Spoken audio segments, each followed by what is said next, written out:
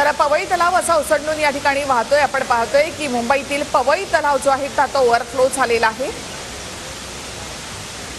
तर मुंबईमधला हा पहिला तलाव अशा प्रकारे पहिल्या पावसामध्ये भरलेला आहे। पवई तलावाची ही दृश्य आपण या ठिकाणी पाहतोय। थेट माहितीसाठी आपण जाऊयात आमचे प्रतिनिधी गोविंद ठाकूर यांच्याकडे। गोविंद, आपण पाहतो की हा पहिला तलाव आहे मुंबईमधला पवई तलाव, जो आता पूर्णपणे ओसंडून वाहतोय।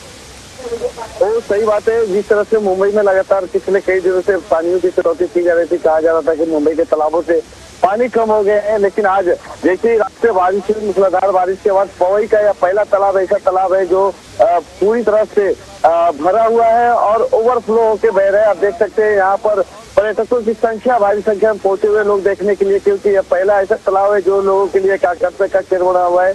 वहीं जो पानी की कमी थी, कहीं न कहीं अब इस तालाब के भरने से पानी की कमी खत्म हो जाएगी। पानी लगातार भरता जा रहा है और ओवरफ्लो होता जा रहा है।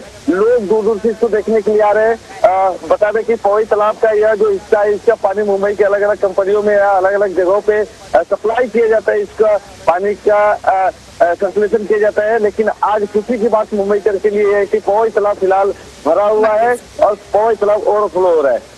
धन्यवाद गोविंद एकूणच माहितीबद्दल। तर मुंबईतला पवई तलाव असा ओव्हरफ्लो झालेला आहे आणि बरेचसे नागरिक या ठिकाणी पाहण्यासाठी येतात। मात्र कुठल्याही तलावाच्या ठिकाणी जाताना रिस्क घेऊ नका, काळजी घ्या, सुरक्षेची काळजी घ्या।